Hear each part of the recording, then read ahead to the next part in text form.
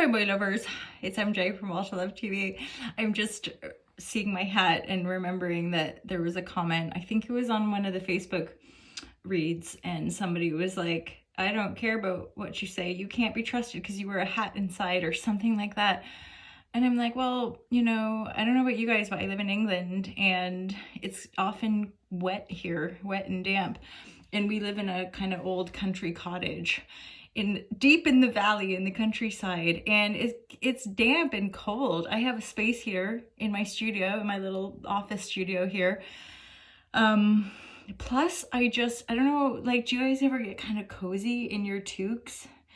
I'm Canadian, so I call these hats toques. French Canadian. Oh God.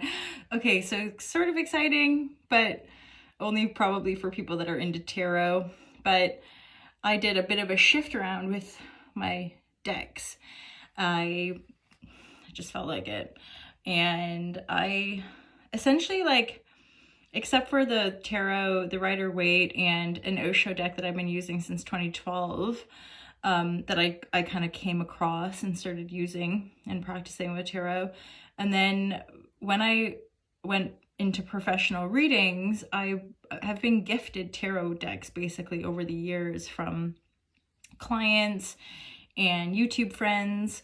So I just felt called to switch it up.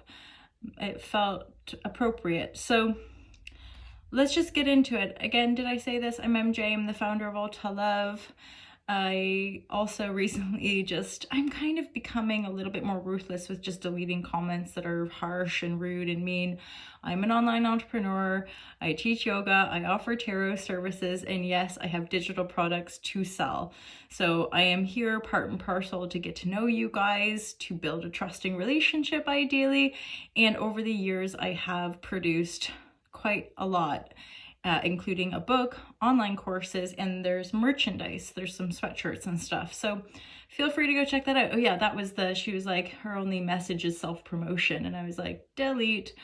Because I'm like, well, this is me showing up. And I know a lot of you guys appreciate the daily reading. So, you know, I guess you grapple with the kickback sometimes and you know, question ourselves. And I'm thinking, no, I'm in my integrity. I'm not forcing anyone to buy anything.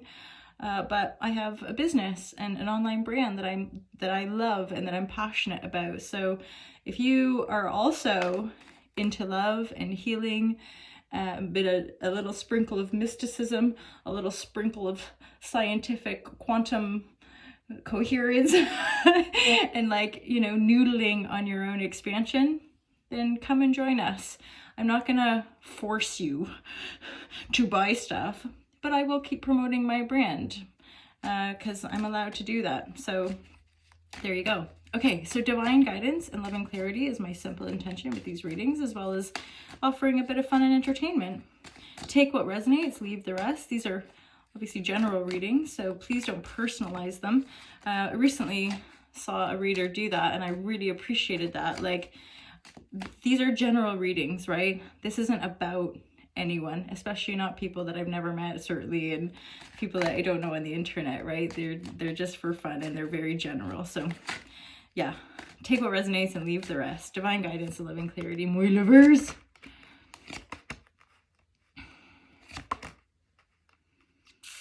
Okay, Knight of Wands reverse. I feel like some of you could possibly be getting ready to manifest or make a move. The Knight of Wands reverse is telling me that you're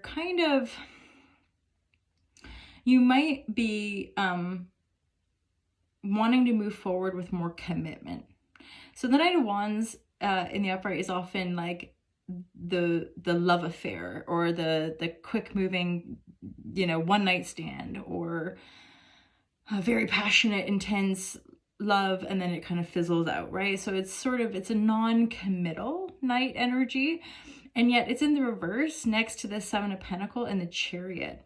So this looks to me like, and also recognize that often the Knight of Wands, you could possibly interpret it as like a wounded lover energy, which means that typically we're not really in our integrity. Like, we can't make promises. We might talk shit to get what we want, but we're fundamentally coming from a pretty wounded place because we're not addressing our underlying fears. So that fear of like being abandoned, being left out in the cold, getting rejected, like all that kind of stuff here is part of that Knight of Wands energy. However, because the Chariot in the upright and the Seven of Pentacles, I feel like if you're resonating with this, or if this is somebody that you're dealing with, they're getting tired of that behavior too. Or you're getting just bored of like aimless dating or aimless encounters, and you're wanting to manifest something more significant, probably something more like long-standing or long-lasting rather, like something that has, plus with the Chariot, it makes me feel like you're wanting to maybe meet somebody who also has similar values, obviously, somebody who wants to move forward, somebody who's connected spiritually, somebody who's endeavoring to heal their wounds, right? Because definitely within this mix, whatever you're manifesting with a pure and clear intention with the Chariot there. You're not manifesting from a place of woundedness. You're not just sort of seeking love affairs to try to distract yourself, right? You're actually wanting to get real and manifest. Plus, I feel like just somehow naturally, yeah, it's like that. You have actually healed a broken heart. You're finally getting over the hump, as it were, of the fear of being rejected, the fear of people breaking our hearts, right? And you're like, you know what? I'm ready to move forward, which initially can just mean I'm ready to make a commitment to myself. I'm ready to work on myself. Or the little inklings of I'm ready to meet somebody. But this is, I do feel like this is a pure intention. So again, if it's you making change or somebody you're dealing with that's not been sort of wishy-washy, non-committal, not very clear, it might be that there's some movement there and that they move forward and they, there isn't really any sign of communication here. No, this is definitely more about healing these wounds and actually coming into greater emotional mastery. So this is just about getting to know who you are, getting to know what you want. And then once you know that, once you've healed those wounds, once you know more of who you are, what you deserve, what you want, then you'll be ready to probably communicate and or bring in more people, bring people into the mix. This is very platonic at this stage. Bring people into the mix that you can help create a more solid foundation for your life. And obviously this includes having integral relationships, right? This includes having people that balance us, that support us in that balance. That, what's this Temperance reverse about?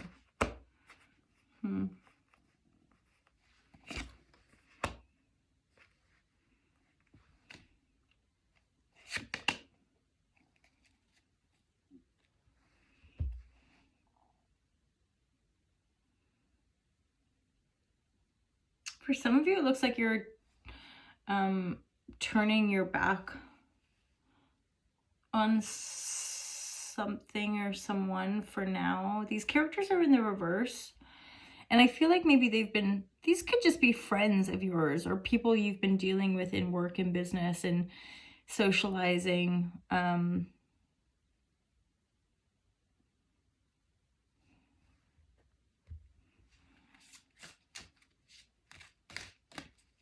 It's like, it really is just signaling, like, really just focus on yourself for now. And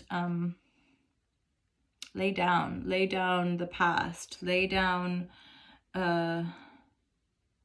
maybe some of your old fantasies even. If some of you have been dealing with another water sign or a fire sign that you thought had like substantial foundations, it looks like the other people are not really working out for you. Hence, often why we get guided deeper into healing these ancestral core wounds, childhood wounds, whatever, wherever they come from, right? Deep inside our beingness. It's like constantly giving out to people that just aren't on your level or don't really understand you or are not interested in doing this healing stuff. So here you are giving, thinking like, yay, happily ever after.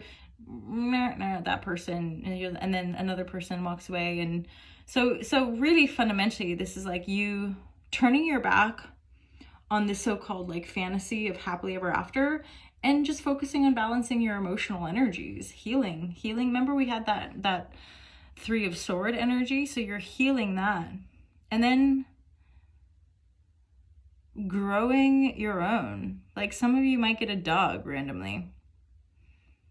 You might go apple picking. You might, like, honestly, just getting grounded into like some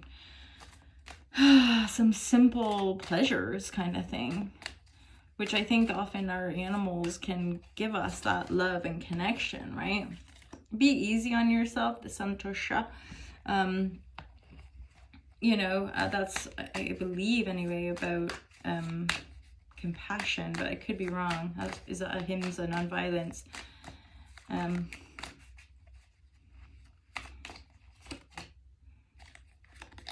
Yeah, really just focus on balancing your energy. That's the most dominant kind of vibratory. Balance your energies, do the things that are grounding for you. Again, simple messages. Focusing too much on other people, investing too much in other people, especially straight out the gate, that can be a detriment to us, right? So you're just like staying, like keeping your head down, focusing on your emotions, focusing on feeling powerful within yourself in a humble way, obviously. Yeah, organize your energy, yo.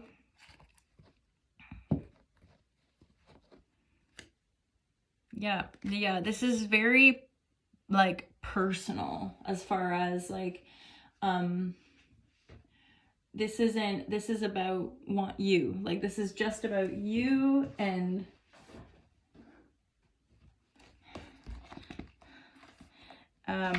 yeah, you just focusing on yourself and focusing on your integrity, right?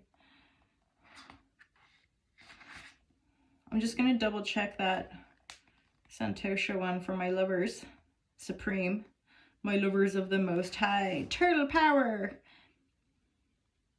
contentment. See, so yeah, there is an aspect here of like stay integral, stay committed. There's such a grounded energy. It's almost like you might not realize how close you are to this, like just feeling contentment and bliss, and like you're feeling really good about yourself and how far you've come and what you've been through and who you are today because of all the things you've been through.